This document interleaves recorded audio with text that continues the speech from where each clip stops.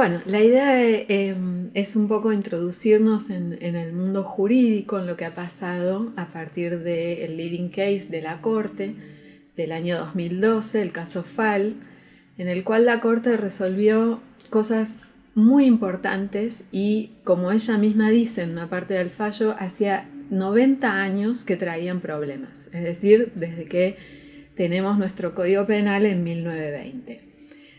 En los hechos había una niña en la provincia de Chubut que fue violada a los 15 años por su padrastro, quedó embarazada, se le pidió permiso para el aborto terapéutico al propio juez penal. El juez penal se lava las manos, dice no, esto no es mi competencia, yo no tengo facultades para esto, y entonces la mamá se ve obligada a ir a la justicia de familia. En la justicia de familia, tanto en primera como en segunda instancia, le dicen que no tiene derecho a ese aborto, usando una interpretación muy restringida de una norma que permite el aborto, que es el artículo 86 del Código Penal.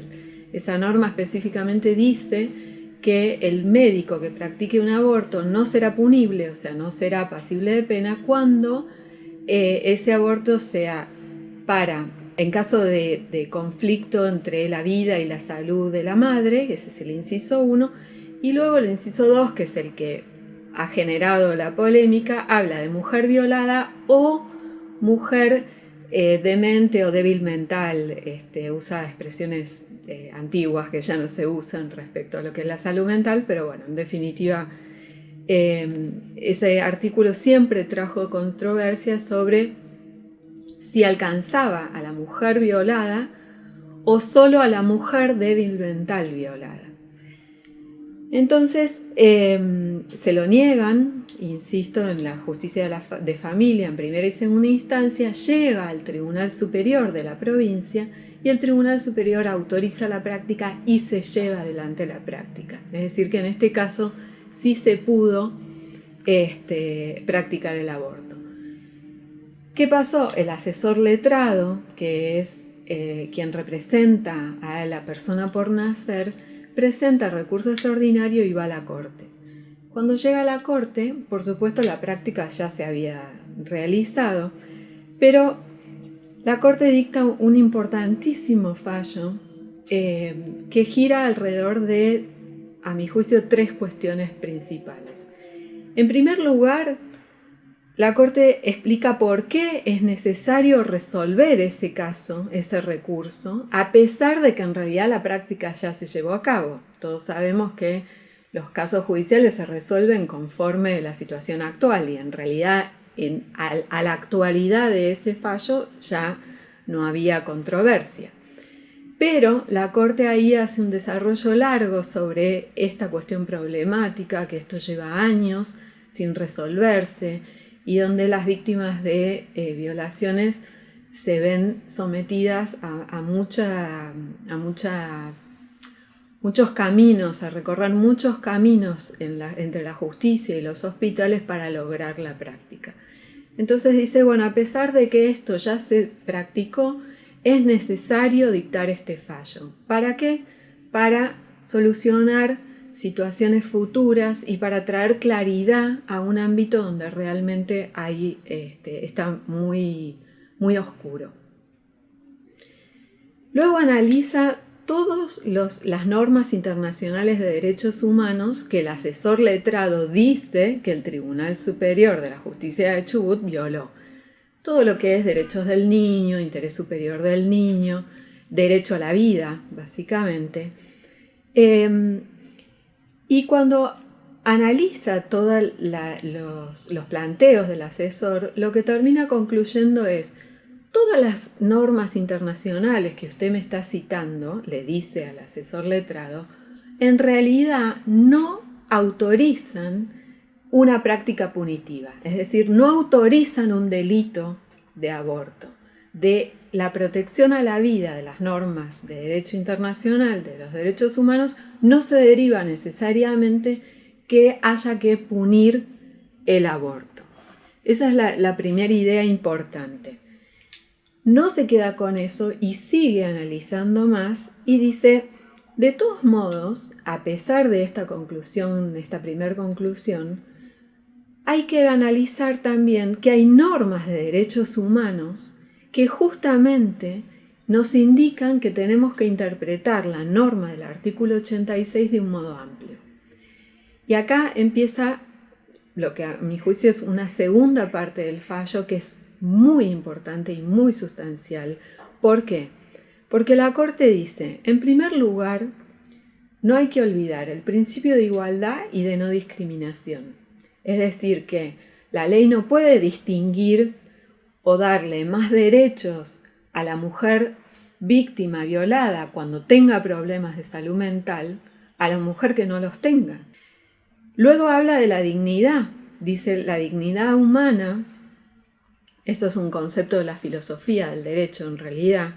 El principio de la dignidad de las personas implica que nosotros somos fines en nosotros mismos.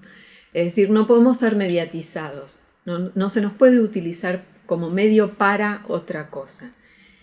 ¿Cómo trae esa idea al fallo? Dice, bueno, entonces no se puede mediatizar a esa mujer víctima violada y obligarla a soportar una consecuencia de la violencia sexual que sufrió, que es desproporcionada, todo para que otra persona viva.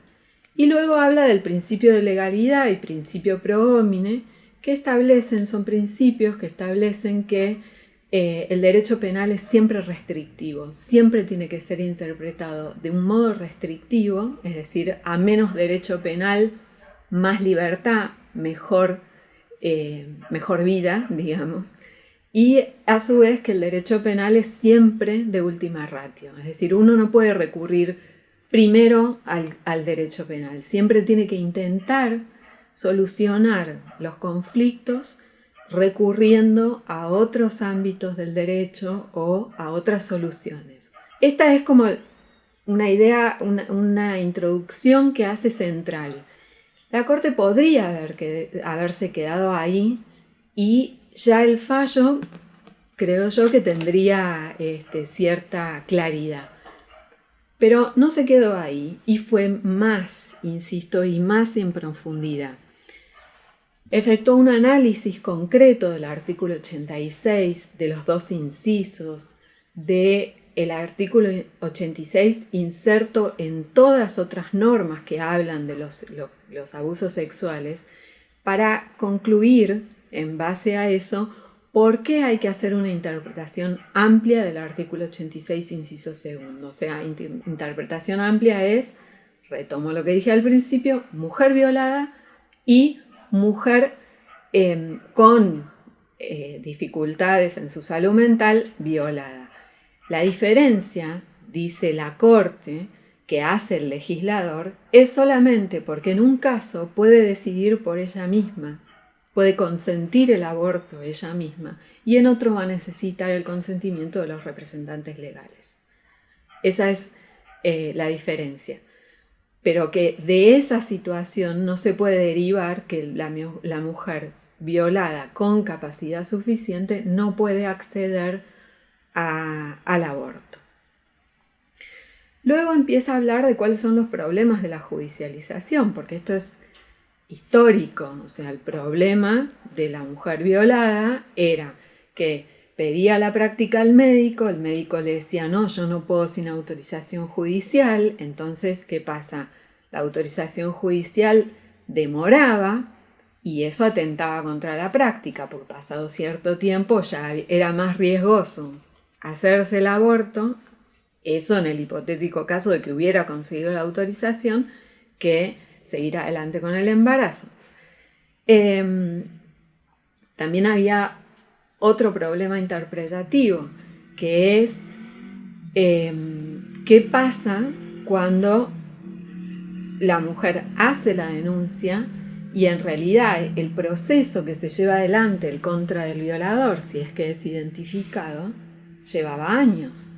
Entonces, claro, al momento en que se podía constatar que efectivamente o afirmar judicialmente que esa mujer había sido violada, con la condena al autor, Entonces el niño ya tenía 2, 3, 5 años. Entonces la Corte se explaya sobre esto y habla muy en profundidad y con mucha claridad y sensatez y a la vez sencillez sobre cuáles son los problemas de la judicialización. Dice que es innecesaria, que la ley justamente, que es un problema resuelto por el legislador, entonces no hace falta judicializar. Por lo tanto, si el problema está resuelto por el legislador, pedir o exigir una judicialización o una autorización judicial es ilegal porque va contra la ley, que obliga a exponer a la víctima nuevamente ante la justicia, obliga a exponerla y a revictimizarla en el ámbito de la justicia para pedir esta autorización. Cita con mucha claridad el artículo 19 de la Constitución Nacional, que es una norma clave en nuestra vida cotidiana, aunque muchos no la conozcan, que es aquella que dice que todo lo que no está prohibido está permitido. Y por lo tanto guardamos y tenemos un ámbito de libertad que la propia Constitución resguarda. Es decir, que si la ley permite el aborto en determinadas condiciones, entonces no tiene por qué el médico, la institución hospitalaria, el juez prohibir esa práctica. Y termina diciendo que el Poder Judicial termina siendo un vallado, usa esa palabra, un vallado infranqueable que muchas veces termina generando, porque sabemos que la justicia es lenta, que en definitiva la práctica no se haga. Y por lo tanto, por medio de la demora o de la dilación, en realidad termina prohibiendo la práctica e impidiendo el derecho, el ejercicio del derecho. Incluso habla, y esta es una frase que es una simple oración, pero para mí es muy importante para desarrollos futuros e incluso para el tratamiento de la ley del aborto legal, que es una pequeña mención a que ojo con que el Estado, al poner vallas, al prohibir, al trabar, al impedir, no esté ejerciendo violencia institucional. Entonces, termina la Corte diciendo, bueno, ¿qué hacemos con todo esto? Y ahí, luego de todo este análisis, termina dando pautas muy claras sobre cómo se debe resolver todo este conflicto. Ya resolvió cuál es la interpretación que corresponde del artículo 86, ya se refirió a que específicamente a que no hace falta de ningún modo autorización judicial y vuelve a dar una vuelta de tuerca más y dice, bueno, ¿cómo solucionamos todo esto? En primer lugar, alcanza con que la mujer manifieste ante el profesional médico que es su voluntad abortar. Alcanza con esto. Menciona, cuando habla de esto, justamente documentos de la Organización Mundial de la Salud, donde dicen, la Organización Mundial dice, si se ponen muchas trabas, se termina anulando el derecho. Y termina entonces exhortando, así dice la parte resolutiva, exhortar a las autoridades públicas, nacionales y provinciales a implementar protocolos que tengan en cuenta este fallo, protocolos hospitalarios que tengan en cuenta todo lo que la Corte acaba de decir. Y algo sobre lo que se ha hablado mucho, que es, bueno, ¿qué pasa con los casos fabricados? ¿Qué pasa cuando una mujer en realidad no fue violada y dice que lo fue y con eso pretende el aborto? La Corte es muy clara y dedica un párrafo específico y dice que pueda haber hipotéticamente casos fabricados no es motivo suficiente para negarle el derecho a las víctimas. El derecho de las víctimas tiene que ser primordial y tiene que poder garantizar.